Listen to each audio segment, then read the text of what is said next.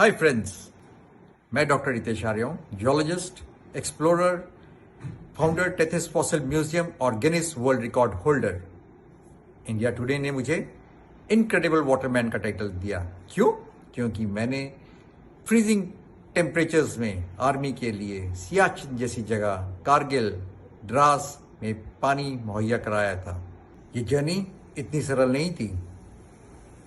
10th के बाद मैं डॉक्टर बनना चाहता था, पर मैंने देखा मैं डाइसेक्ट नहीं कर सकता, मैं किसी को मार नहीं सकता। तो फिर किस्मत मुझे जियोलॉजी डिपार्टमेंट में ले गई। वहाँ पर मुझे पता चला कि 1864 में मेडलिकॉट कसौली में आए थे और उन्हें कुछ फॉसिल्स मिले। मैं कसौली का रहने वाला हूँ और आज तक हमें भी इस कहानी के बारे में और इस खोज के बारे में कुछ पता नहीं था।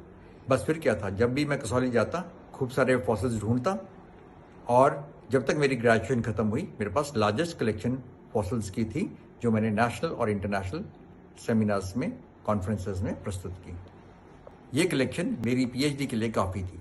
इसी दौरान मुझे मौका मिला हाइड्रोजियोलॉजिस्ट की नौकरी करने का हिमाचल गवर्नमेंट में।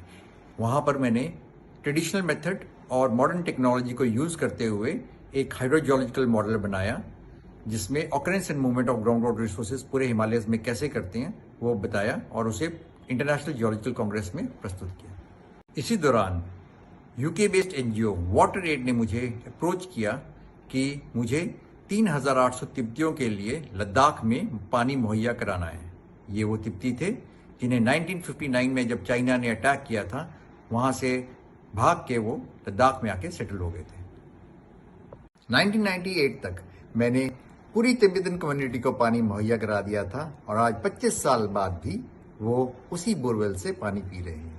1999 में कारगिल युद्ध हुआ और आर्मी ने मुझे सियाचिन, द्रास, कारगिल, ले, पैंगोंग, जहाँ पे फ्रीजिंग टेम्परेचर्स होते हैं वहाँ पे पानी निकालने का कार्य दिया और मैंने सफलतापूर्वक हर दुर्गम क्षेत्र में अपने जवानों को पानी मुहैया कराया। इसी दौरान ग्राउंड वाटर एक्सप्लोरेशन करते करते हमने हाईएस्ट आर्टिशन बोरवेल ड्रिल किया और हमारा नाम Guinness book of world records में दर्ज हो गया। लद्दाख के बर्फीले पहाड़ों पे मैं ग्राउंड वाटर की नींव रख चुका था। अब तक ऐसा लगता था कि मैं लद्दाख के कोल्ड माउंटेन डेजर्ट्स के बारे में सब कुछ जानता हूँ, पर तभी यूएनआईपीसीसी की रिपोर्ट आई जिसमें साफ लिखा था कि man is responsible for climate change. As a geologist ये बात मुझे बिल्कुल भी पसंद नहीं थी। मैंने अनुसंधान किया, रिसर्च की और जियोलॉजिकल एविडेंस के बेसिस पे आरआरसी साइकिल का कंसेप्ट दिया, जिसमें साफ लिखा था man is responsible for pollution but he is not responsible for climate change. It is a natural cyclic process. Ladakh में पोल्यूशन का मेजर सोर्स डीजल जेनसेट्स हैं।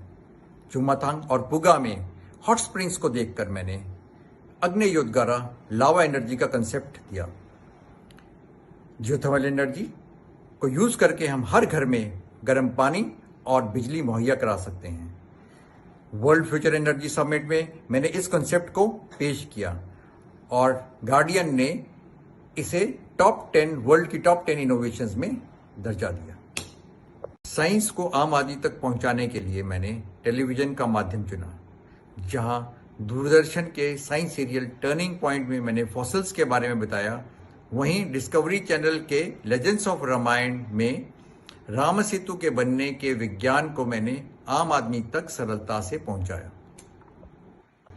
2 साल बाद मैं 60 का हो जाऊंगा, पर मेरा विजन बिल्कुल क्लियर है। जिन फॉसिल्स ने मुझे डॉक्टर बनाया, अब मेरी जिम्मेदारी है कि मैं उनकी कहानी भी सारी दुनिया को बताऊं, और इसीलिए मैंने बनाया Tethys fossil museum डंगियारी, Himachal Pradesh में, ताकि नेक्स्ट जनरेशन को मैं आसानी से वो सब कुछ सिखा सकूं जो मैंने सीखा था।